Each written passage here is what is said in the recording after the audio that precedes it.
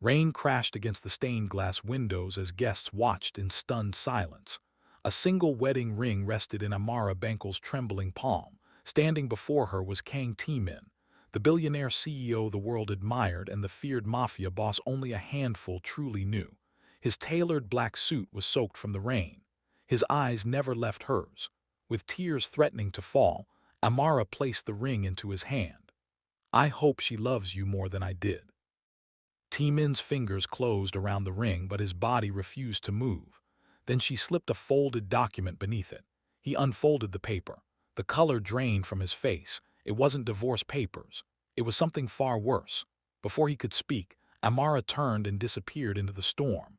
How could the woman who once risked everything to save his life walk away without looking back? And what truth was hidden inside that folded paper? To understand that moment, we have to go back 6 months. Before we continue, tell me in the comments, if you loved someone deeply but discovered their family had destroyed yours, would you stay or walk away?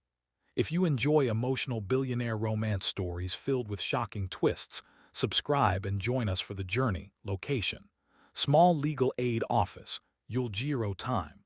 Late afternoon. The office was modest. Stacks of case files crowded every shelf, and an old fan pushed warm summer air around the room. Amara Bankole leaned over a desk covered in paperwork, helping an elderly client understand an eviction notice. "You still have rights," she said gently. "We'll fight this together." After her client left, Amara locked the office door inside. She had graduated near the top of her class, yet instead of chasing wealthy clients, she chose to defend those who couldn't afford justice. Outside, a convoy of sleek black luxury vehicles stopped. The entire street fell silent. The rear door of the lead car opened. A tall man stepped out in an immaculate charcoal suit. His expression was unreadable. Even the wind seemed to pause. Kang Tae-Min. People on the street lowered their voices. Some crossed to the other side of the road. Others pretended not to notice him. He walked toward Amara's office alone. 3 bodyguards remained behind. He knocked once. Amara opened the door. Their eyes met for the first time. Neither of them spoke. Tae-Min entered the office without arrogance. He studied the room instead. Simple furniture, old books, family photos, certificates earned through hard work. "This office doesn't match your reputation," he said. Amara folded her arms. "And your reputation doesn't make me want your business." A faint smile tugged at the corner of his lips. "I need a lawyer. I know who you are." "Do you?" The billionaire CEO. She paused. "And the man everyone whispers about." Silence settled between them. "I don't represent criminals." "I didn't ask you to." "So why are you here?" "Because everyone else is afraid to tell me the truth." That answer caught her off guard. For the first time, she looked beyond the headlines. She saw exhaustion in his eyes, not fear, not pride, just the weight of someone carrying responsibilities no one else could understand. Still, she shook her head. "My answer is no." Tae-Min stood, as expected. He reached into his briefcase and placed a thin file on her desk. "Read the first page before you decide." Then he walked away. Amara waited until his convoy disappeared before opening the file. Inside was a confidential corporate report. At the bottom of the first page, one name made her heart stop. Bankole, her father's surname. The father who had vanished 20 years earlier. Amara whispered to herself, "How is this possible?" She thought she had just rejected the most powerful man in Seoul. She had no idea she had also rejected the only person who could help her uncover the truth about her father's disappearance. The office had grown quiet. Outside, the last rays of sunlight faded behind Seoul's skyline. Amara stared at the confidential file on her desk. Her hands trembled as she traced the name Bankole printed at the bottom of the page. Her father. The man who had disappeared when she was 9. The man everyone believed had abandoned his family. She slowly turned the page. Inside was an old financial report dated 20 years earlier. Several names had been blacked out. Large sections were missing. But one sentence remained untouched. "Primary witness, Samuel Bankole." Amara's heart pounded. A witness. Not a suspect. She quickly searched through the remaining pages. Nothing else. Someone had intentionally removed the evidence. Just then, bang, the office door slammed open. Amara jumped to her feet. A frightened young delivery driver stood outside. "Miss Bankole." "Yes." He handed her a small black envelope. "No sender." Before she could ask another question, he hurried away. She slowly opened it inside. An old photograph. It showed her father standing beside a younger Kang Tae-Min's father outside Kang Group headquarters. On the back, written in red ink, were chilling words. "Stop looking for the truth, or you'll disappear like he did." Amara's breathing became uneven. Someone knew she had opened the file. Someone was watching her. For 20 years, the truth had remained buried. Now that Amara had found the first clue, someone was willing to threaten her to keep it hidden. Tae-Min stood alone in his office overlooking the lights of Seoul. His assistant, Mr. Choi, entered quietly. "Chairman Kang." Tae-Min didn't turn. "You found something." Mr. Choi nodded. "Confidential file was accessed this evening." "By whom?" Amara Bankole. Silence. Tae-Min finally faced him. "And someone leaked the file before it reached her." Tae-Min's expression hardened. "There shouldn't have been any copies." "There weren't." Mr. Choi hesitated. "Which means someone inside Kang Group is working against us." At that moment, Tae-Min's secure phone vibrated. An unknown number. He answered. A distorted voice spoke. "If you want Miss Bankole to stay alive, tell her to stop searching for Samuel Bankole." The line went dead. For the first time in years, Tae-Min looked genuinely afraid, not for himself, for her. He had spent years protecting his company from ruthless enemies. But now, the danger had reached the one person who had no idea how deadly the truth really was. Amara locked her office and stepped onto the quiet street. She looked around. Everything seemed normal, too normal. As she started walking toward the subway, a black SUV slowly pulled away from the curb behind her. She didn't notice. Across the street, another car stopped. Tae-Min stepped out. He had come to warn her. Before he could call her name, the SUV accelerated, straight toward Amara. "Amara!" She turned just in time to see the headlights racing toward her. Frozen in shock, she couldn't move. Tae-Min sprinted into the street. He reached her in the final second and shoved her out of the vehicle's path. The SUV swerved and sped away into the night. The sound of screeching tires echoed through the empty street. Amara lay on the pavement, breathing hard. Tae-Min knelt beside her. "Are you hurt?" She stared at him, still trying to process what had happened. "Saved me." He looked toward the disappearing SUV, his jaw tightened. "No. They just declared war." Neither of them knew who had ordered the attack, but one thing had become painfully clear. This was no longer just a legal case. It had become a fight for their lives. If this story has you on the edge of your seat, let me know in the comments.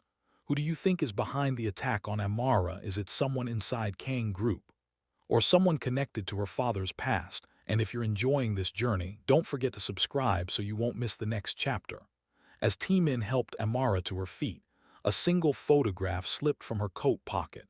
He picked it up. His eyes widened. The man standing beside Amara's father was his own father. On the back of the photo was one handwritten sentence: "Trust no one inside the Kang family." Tae-Min slowly looked up. For the first time, he realized the conspiracy might begin much closer to home than he had ever imagined. Rain drummed softly against the hospital windows. Amara sat on the edge of the examination bed, replaying the attack in her mind. Her scraped hands barely registered compared with the questions racing through her head. The door opened. Tae-Min stepped inside carrying 2 cups of hot tea. He set one beside her. "I thought you might need this." She looked at him for a long moment. "You saved my life." "I did what anyone should have done." She shook her head. "No, you knew someone was after me before tonight." He was silent. That silence told her everything. For the first time, Amara wondered whether accepting Tae-Min's case had been a mistake, or whether walking away now would be even more dangerous. Security footage from the street played across a wall of monitors. Mr. Choi paused the video just before the SUV accelerated. There, a man in a dark jacket handed the driver a small envelope. The image was blurry, not enough to identify him, but enough to notice something unusual.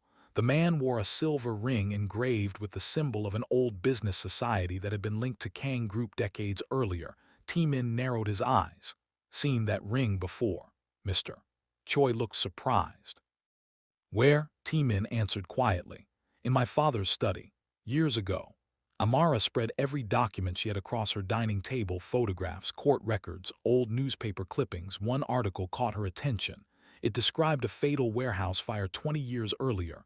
Officially, the fire had destroyed financial records. Unofficially, it had erased evidence that could have exposed powerful people.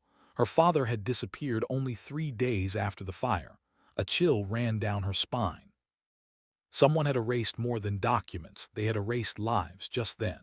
Her phone buzzed. Unknown number. She answered cautiously. An elderly man's voice whispered, "If you want the truth about your father, come to Buckshan Hanok village tonight." The call ended. No explanation, no name. Amara had no way of knowing whether the call was a trap, but if the caller truly knew what happened to her father, she couldn't ignore it. Ancient rooftops stretched beneath the moonlight. The narrow streets were nearly empty. Amara arrived alone. She waited 5 minutes, 10 minutes, then footsteps echoed behind her. She turned quickly. An elderly man approached slowly with the aid of a wooden cane. "I knew your father," he said. Amara's eyes filled with hope. "You did? He wasn't a criminal. Was trying to expose a financial conspiracy that reached into some of the country's most powerful families." Before Amara could ask another question, a black sedan screeched to a stop. Masked men rushed toward them. The old man shouted. Tae-Min's security team, who had discreetly followed at a distance, rushed in just as chaos erupted. The old man shoved a small key into Amara's hand. "This opens a safe deposit box," he gasped. "Truth is inside." Then he disappeared into the confusion as the attackers fled into the night. Narration. Amara stared at the tiny brass key in her palm. It looked ordinary, yet it might hold the answers she had searched for her entire life. Across the street, hidden in the shadows, a woman watched everything unfold. Han Jaisu, she smiled faintly. "So, they found the key." She reached for her phone. "It's time for the next move." Back at Kang Group, Mr. Choi finally identified the symbol on the silver ring. It belonged to a secret investment club that had quietly controlled major corporate decisions for decades. One name appeared at the top of its founding members, Tae-Min's father. Another name made his blood run cold, Samuel Bankole. Tae-Min stared at the screen in disbelief. Were they allies? Or were they trying to bring each other down? The first rays of sunlight poured through the glass walls of Tae-Min's office. He hadn't slept. The names on the screen still haunted him. Samuel Bankole, his father, connected by one secret organization. Mr. Choi entered quietly. "Chairman." Tae-Min didn't look away. "Find out everything about this investment club. Already tried years ago." And the records were destroyed. Tae-Min slowly turned. "Nothing is ever completely destroyed." His phone vibrated. It was Amara. "I found a key." He immediately stood. "Where are you?" Neither of them realized someone was listening to the call from inside Kang Group itself. There was a traitor, and every conversation they had was being reported. The bank manager escorted Amara and Tae-Min through a heavily secured corridor. Steel doors locked behind them one by one. Finally, they stopped before box 317. Amara's hands trembled as she inserted the brass key. The lock clicked. Inside were only 3 items: a leather journal, a flash drive, a faded family photograph. Amara picked up the photograph first. It showed her father smiling beside Tae-Min's father. Neither man looked frightened. Neither looked like enemies. Written on the back were the words, "Truth survives longer than lies." Tae-Min exchanged a puzzled glance with Amara. "This doesn't make sense. If our fathers knew each other, why did everything end in tragedy?" The answer wasn't inside the photograph. It was hidden inside the journal. Amara carefully opened the worn leather journal. The first page read, "If you're reading this, it means I failed to expose them." Her eyes widened. It was her father's handwriting. She continued reading aloud. "The Kang family is not the enemy." Tae-Min froze. Amara looked up. "What?" She turned another page. "Someone inside our organization has been using respected families as shields while stealing billions through fake companies." Another page. "If anything happens to me, protect my daughter." Amara covered her mouth. Tears rolled down her face. For 20 years, she believed her father had abandoned her. Instead, he had spent his final days trying to protect her. Tae-Min quietly placed a comforting hand on her shoulder. "I'm sorry." She leaned into him for just a moment, not because she was weak, because grief had finally found a place to rest. Some truths heal, others leave wounds that take years to close. If this story is touching your heart, let me know in the comments. Do you think Samuel Bankole knew he was sacrificing himself to protect Amara? And if you're enjoying this journey, don't forget to subscribe. The biggest betrayal is still waiting. Han Jaisu stood beside the window overlooking Seoul. A man entered quietly. They opened the box, she smiled. I expected they would. They found the journal, her smile disappeared, and the flash drive. They haven't looked at it yet. Jaisu slowly closed her eyes. Then we still have time. Man hesitated. What if the drive contains everything? She turned sharply. Then make sure they never see it. For years, Jaisu believed she controlled the game now. She was beginning to lose control. Tae-Min and Amara returned to the estate to examine the flash drive in a secure room. The atmosphere was unusually quiet, too quiet. Mr. Choi frowned. Security cameras. They're offline. Before anyone could react, the lights went out. Darkness swallowed the room. A loud crash echoed through the hallway. Then, footsteps running. Someone had entered the estate. Emergency lights flickered to life. A masked figure sprinted toward the study where the flash drive rested. Tae-Min stepped between the intruder and Amara. Stay behind me. Intruder grabbed the flash drive and raced toward the exit. Tae-Min gave chase. The chase cut through marble corridors and out into the rain-soaked gardens just as the masked figure reached the gates. A black motorcycle roared into the driveway. The rider snatched the flash drive without stopping. Within seconds, both disappeared into the night. Silence fell. Rain soaked Tae-Min's suit as he stood breathing heavily. Behind him, Amara whispered, "They took it." Tae-Min clenched his fists. No, he looked down. The thief had dropped something during the struggle, a small access card, stamped with the logo of Kang Group. The thief hadn't come from outside, they had come from inside. The conspiracy had entered the very heart of Tae-Min's company, and now, trust was becoming more dangerous than any enemy. Back in the security room, Mr. Choi scanned the access card. A single employee profile appeared. Everyone in the room fell silent. Amara stared at the photograph on the screen. I know him. Tae-Min frowned. Who is he? Amara's voice trembled. He was my father's closest friend. The room was silent except for the hum of computer servers. Mr. Cha enlarged the employee profile from the stolen access card. Amara's eyes widened. It can't be. Photo showed Professor Daniel Park, a respected financial consultant who had worked with both Kang Group and Samuel Bankole more than 20 years earlier. I used to visit our home, Amara whispered. My father trusted him. Tae-Min studied the screen. According to these records, he retired 10 years ago. Musk. Cha frowned. That's what's strange. Never retired. Disappeared. This room fell quiet. If Professor Park was alive, he might be the last living witness to the conspiracy. For 2 decades, everyone believed the truth had died with Samuel Bankole. Now hope had a name, Professor Daniel Park. Following a clue hidden inside Samuel's journal, Amara and Tae-Min drove to a secluded Buddhist temple. An elderly monk welcomed them. Been expecting you. Amara exchanged a surprised glance with Tae-Min. The monk led them to a small wooden cottage behind the temple gardens. The door creaked open. A gray-haired man slowly stood from a chair. His eyes filled with tears the moment he saw Amara. You have your father's smile. Amara's voice trembled. Professor Park nodded. Waited 20 years to tell you the truth. Professor Park placed an old cassette recorder on the table. I made this the night your father disappeared. I pressed play. Static filled the room. Then Samuel Bankole's voice emerged. If you're hearing this, it means they found me. Amara's breath caught. The theft was never ordered by the Kang family. Someone forged their signatures to hide billions of dollars moving through shell companies. If I disappear, protect my daughter. This recording stopped. Silence lingered. Amara wiped away tears. My father knew. Professor Park nodded. I knew exposing the conspiracy would cost him everything. Tae-Min lowered his head. My father spent years trying to clear Samuel's name. Professor Park looked at him. And that's why they targeted your family too. 2 families had never been enemies.